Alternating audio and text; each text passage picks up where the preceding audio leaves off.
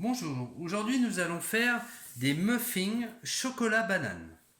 Pour ce faire, il nous faudra du chocolat, donc du chocolat en petits grains, on en utilisera 150 grammes. Nous utiliserons du sucre roux, pareil, 150 grammes. Il nous faudra 3 œufs, 270 grammes de farine, 80 grammes d'huile, donc une huile végétale, donc tournesol par exemple.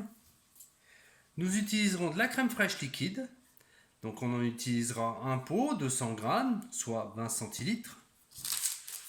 Un petit sachet de levure chimique, soit l'équivalent de 10 grammes.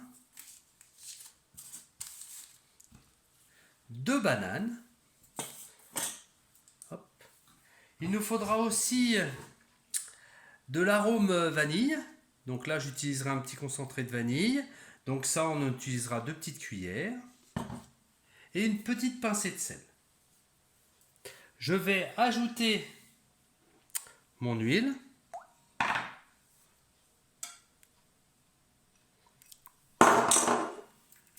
Je vais fouetter pour mélanger le tout. Je vais ajouter ma crème fraîche.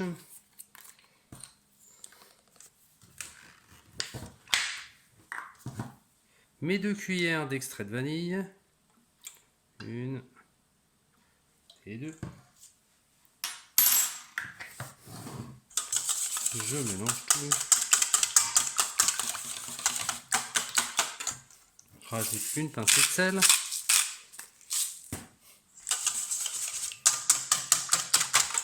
Je vais rajouter mon sucre.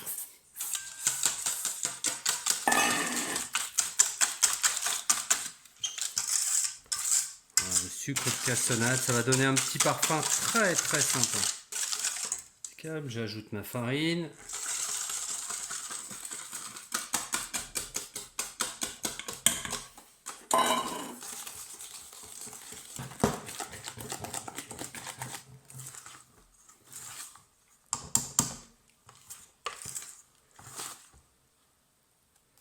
Impeccable. Voilà, ça me fait un beau mélange. Maintenant, je vais préparer mes bananes. Voilà, faut les prendre bien mûres les bananes. Plus elles sont mûres, mieux c'est. Je les coupe en petits morceaux. Voilà. Et je vais faire ma purée de bananes avec une fourchette, j'écrase. Si vous avez un presse-purée ou quelque chose comme ça, bah, ça fait un peu la même chose. L'idée, c'est de venir écraser les bananes.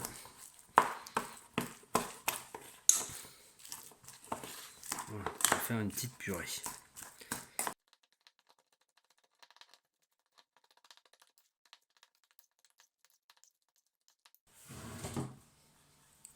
Hop, je vais mettre ma purée de banane dans mon mélange.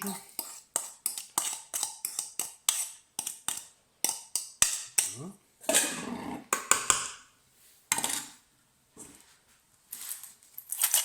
Ainsi que mon chocolat en petits morceaux. Oups. J'essaie d'en garder un petit peu que je mettrai sur le dessus. J'ai tout mis, j'aurais pas dû tout mettre, je récupère ce que je peux. C'est pas grave, donc j'en garde un petit peu que je mettrai au-dessus à la fin pour être sûr qu'un ex soit au-dessus. Et je viens mélanger mon ensemble. Voilà, je finis mon mélange. Et en dernier, j'ajoute ma levure chimique.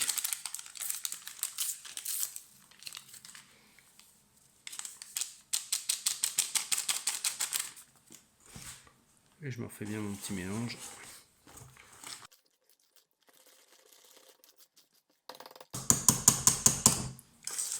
Voilà, impeccable. Je préchauffe mon four à 180 degrés. Et je vais préparer mes petits pots. Maintenant, on va faire une petite opération manuelle. Donc, on va prendre une règle, un ciseau, du papier cuisson. Et on va le couper. Alors, je l'ai coupé à la main levée. Vous voyez, c'est pas non plus extraordinaire. Ce qui n'est pas grave pour la fin. Et j'ai fait du 20 par 20. Parce que mon idée, après, c'est de le mettre dans nos petits ramequins. Donc la taille de mes ramequins. Et en fait, il me faudra un ramequin et un verre qui tiennent dedans pile poil. S'il est assez grand et octogonal comme celui-là, c'est le top. Ça c'est du Hoegaarden.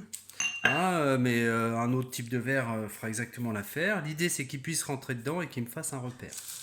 Et donc je vais l'utiliser comme ceci. Je mets mon verre à l'envers. J'ai ma feuille de 20 sur 20, je la mets à peu près au milieu. Je m'appuie et je pousse les bords. Et là je viens, voilà, je viens vraiment, hop, appuyer le coin qui déborde. Pareil, je ramène.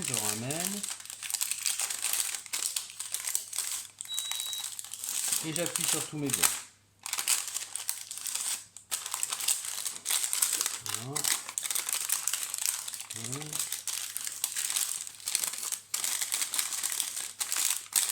Alors ça se vend tout fait aussi, hein. Des petits papiers cuisson. Il existe aussi des moules spécifiques. Non, mais là l'idée c'est de pouvoir tout faire avec le minimum de matériel. Et de bricoler un tout petit peu. Après ça tient plus dans les placards.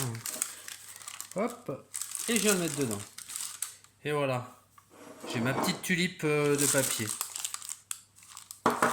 Qui revient quand même beaucoup moins cher. Donc je fais tous mes récipients comme ça.